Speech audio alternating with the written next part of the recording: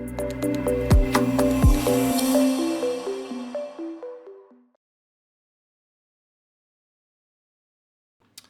right, ladies and gentlemen, hello. My name is Darius Anucauskas, and I'm the Chief Market Analyst here at Markets.com. And today is Friday, ladies and gentlemen, the 17th of October, 2025.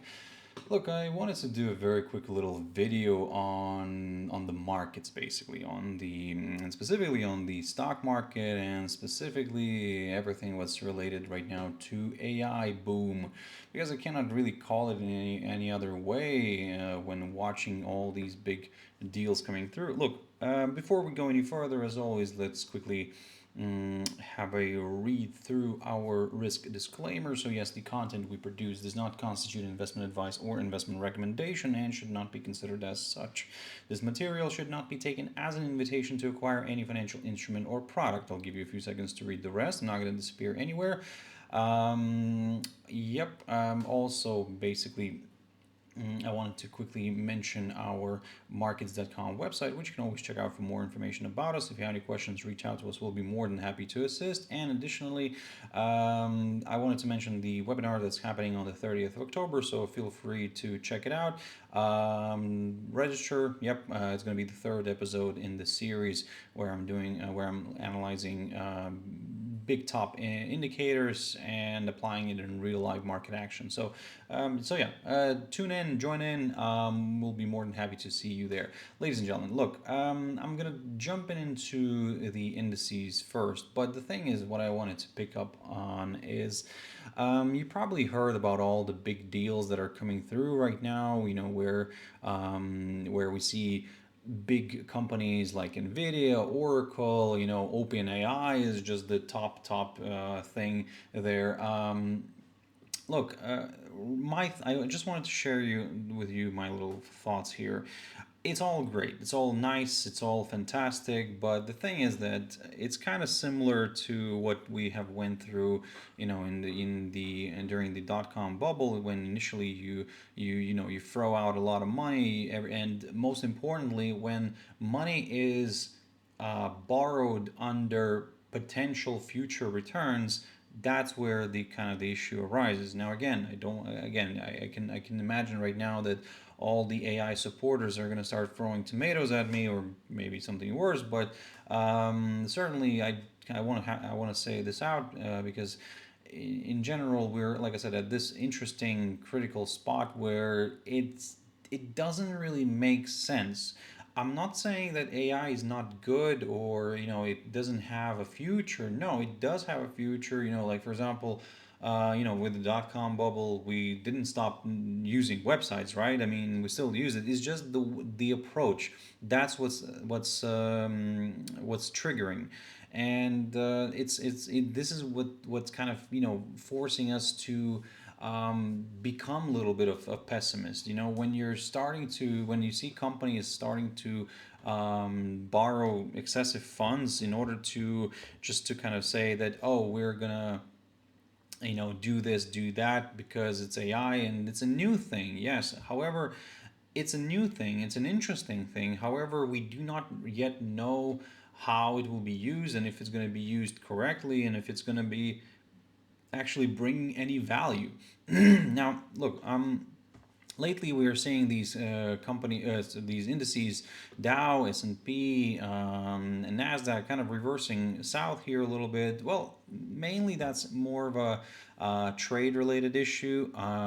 We don't see the AI problem yet, but it's more of a trade related issue. And not only that, we're seeing a bit of a problem with the economic data in the US, which is a little bit of a, I would say, or maybe that's not the correct word of using it, but it's not coming out. That's the becoming the fear, because look, when we were supposed to get the NFPs a few days before government goes into a few days, a day before government goes into shutdown, and we don't get the numbers. But how conveniently, because ADP did come out before, and let me just try to find an ADP chart here. US ADP, if I can find it this way. No, I think you need to go into the economic calendar. When was that? Let's quickly remind ourselves. That was in the first. That was on Wednesday first, I think, if I'm not mistaken. Let me just double check because again, that's an interesting chart, and there we should kind of need to keep in mind that one. There we go. Employment change. I can't remember. Always forget about the ticker of USEC. There we go. So basically, that's the ADP number. And look, for kind of the three times now we have shown up in negative territory. Last time we were in negative territory was kind of back here, back in 2021. That was like the year after COVID in a way.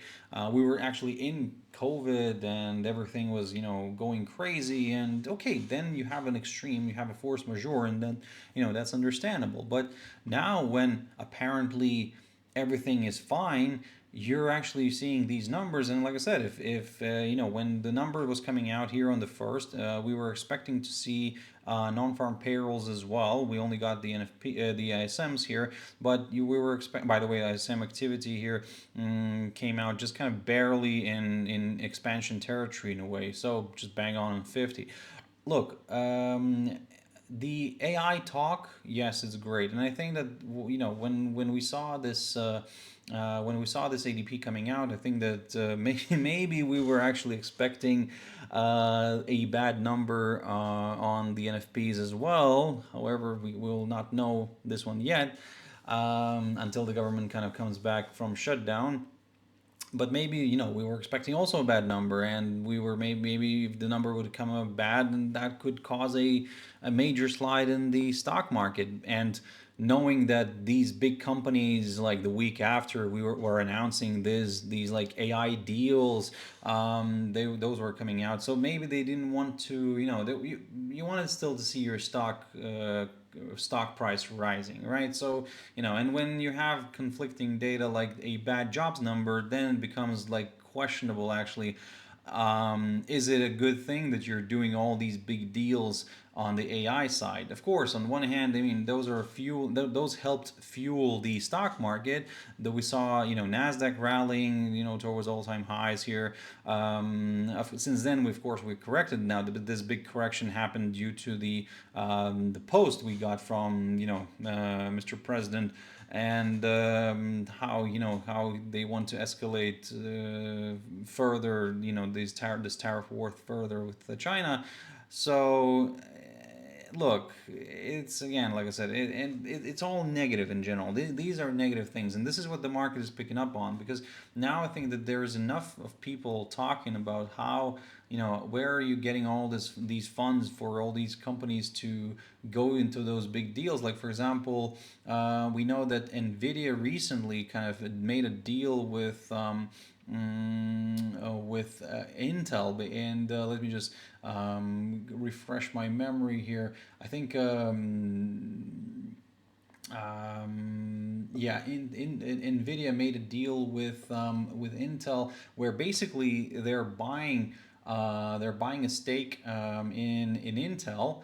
And wow, that's, I mean, that's really very, very much interesting. Where let me just refresh my memory on this one. Yes, like I said, they're buying a little stake in Intel, and they're going to be, yeah, for around 4%. So basically, they gave, there we go, they gave 5 billion to Intel. This gives it roughly around 4% of the company to Nvidia. So in a way, we know that Nvidia produces good GPUs, and Intel produces very good CPUs. Now, and of course the official rhetoric saying that the combination of the two could bring better things in the future. It's very interesting that the competitor is investing into another competitor, because from what I understand, from what I read, that Nvidia controls around 90% of the market, whereas Intel only around 1%. Um, so again, like I said, that's a very interesting thing. Of course, we also know that the U.S. government has interests in in Intel. But maybe all this is happening because from what I understand that Intel has exposure to U.S. based producers rather than like Nvidia mainly depends on Taiwan Semiconductor Company, so which still does not have a full establishment in the U.S. and the current during with the current White House administration, we understand that this is what the focus is right now, to establish everything within the country and kind of benefit from that, right? Um, Now the benefit is not the cheaper cost, is more of a like having the U.S. government backing off from you. So that's the thing, that's the only benefit that they're going for. So maybe that's where you're investing, but still, nevertheless, that's one thing, one part of the story. With the AI side, we know that Elon Musk's this artificial startup XAI, and basically they're getting a quote, is working on a 20 billion lease to own arrangement for Nvidia chips as part of the strategy to build their Colossus 2. This is the name. Its second major data center in Memphis. Now, again, you're building another data center. So, right, okay, that's one thing. Oh, you're borrowing, more money to build AI and to support AI development, which is kind of fine, understandable. But again, the resources that are going to be needed. I don't know. You need another separate grid or something, electricity grid, where you will be able to, which will be able to maintain all that. So I mean, this is where we're trying to figure out the whole energy part as well. Let's not forget about that. Then we have Oracle, which basically has a deal with OpenAI where and we know that we from like I said, from reports, what I'm seeing, that it says that Oracle basically will need around 100 billion per year in order to meet OpenAI needs. So that's another issue. So where are you going to get that money from? Now, in terms of where to get money from, like I mean, we understand that all these companies, like Oracle, all the Nvidias and everything. So these guys are. You can see that the pre-market. I'm recording this, by the way, on Friday pre-market still. So we're seeing a little bit of a decline here. I mean, but the stock market is drifting lower, and I think that it's fearful right now. But the thing is that the trying to find the sources for trying to find the means for funding. Well, you turn to either issuing corporate bonds, or borrowing, going to big financial institutions and borrowing from them, like J.P. Morgan, like all the big banks. Or also you can go private, seek private funding, like for example what I found out recently, and that's Meta. Basically, Meta is getting a 30 billion private capital deal from Blue Owl. Now, Blue Owl is one of the in big funds. So let me just double check very quickly. Yes, I mean, so yes, it's a private capital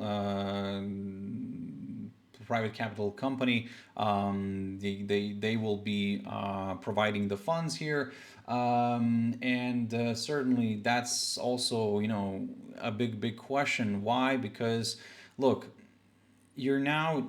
It seems like these big corporations are already struggling, where to find funds from. So they initially went through the banks, corporate bonds, but now they're thinking like, okay, we need to go private. So when private money is also involved, now that's also becoming a little bit of an issue, in my opinion. Again, will it work out? Will it not backfire? There's a lot of funds. A lot of funds are like going into this, and again, we don't know the extent of how great the results will be. Will the final products be in demand? Of course, everybody's talking how AI is going to help out. But look, at the end of the day, at the moment, I can say one thing, that We are we're in this position where AI, yes, on one hand is helpful. However, on the other hand, we're seeing now job cuts because entry level jobs are suffering, and the AI is basically helping the big companies to cut costs. But we all understand where the big cost is coming from. It's coming from people. The human side, the human resource. Now, and we recently found out that, for example, Nestle is cutting around 16,000 jobs worldwide. Mostly is going to be white collar. Um, and the question is that a good thing? And why are you cutting 16,000 jobs? I mean, your scale, you're still operating at the same level. So, is do you have a tool that is kind of substituting that workforce? Probably AI. So congratulations, ladies and gentlemen. This is, like I said, I'm not trying to be a pessimist here, but I'm being a realist. And if somebody thinks that being a realist is does is a thin line between pessimism, well, I wouldn't say no. I'm not, like I said, I'm not saying that AI is bad. It's just the way it's used. That's the problem. And most importantly for me, like I said, the trigger points are the ones where I'm seeing big corporations kind of borrowing excessive amounts of funds to fund something where they don't really know that if it's going to fire or not. So um, let's see, ladies and gentlemen. Like I said, I just wanted to quickly share with you my thoughts. And look, for now, what I'm seeing here in the market is that, looking at Nvidia, yes, we're at all-time highs. Oracle, these guys are also at all-time highs. AMD is flying high at all-time high. So these big guys, they're all, Meta. Yeah, Meta is also, trying to go there. And I think at this point we need to be very cautious whenever we see these big parabolic moves. Like, for example, the stock market is at all-time highs, and it could still continue rallying. I'm not saying that it's way too overbought. No, it could still continue rallying. We still have the Federal Reserve, going for some rate cuts. That could kind of help, boost the morale a little bit. But the fact that we're seeing, for example, gold exploding like this to the upside, silver as well, hitting these new all-time highs, and these parabolic moves, they cannot really be sustained. And for me, when I'm seeing something like that, for me, this is a little bit worrying because after, whenever we saw these big shots here, we had a crisis. We had some sort of financial, drag and financial drop. And the reason for that is that not because when the stock market is rallying and that's where, you need to start buying precious metals. No, you buy precious metals before the crisis, because when the crisis happens, when the big governments, central banks purchase their precious metals, you need to then basically fund the problem, right? I mean, when the problem occurs, when the crisis occurs, you need to provide money to your electorate, right? Because job losses start to appear. You need to support your people, and you're not going to start printing money, right? You're going to, tap into your reserves, and well, one of the reserves that you have are the precious metals. So, like I said, and that's why we still could see gold and silver rallying, but I wouldn't say that it's such a big there is still, let's say, much path higher here, maybe over the long run. But again, let's go slowly. Okay, we know that there is a target right now in gold for 5,000, but let's not over exaggerate things for now. Let's go slowly. We'll go day by day, maybe week by week, but then we'll take it from there. Ladies and gentlemen, like I said, I just wanted to share with you my thoughts. Thank you very much for watching and listening. As always, stay safe, have your stop losses in place, risk only what you can afford to lose, don't overtrade, and everything will be fine. And don't forget to subscribe to our channel for more video updates like this. Bye for now.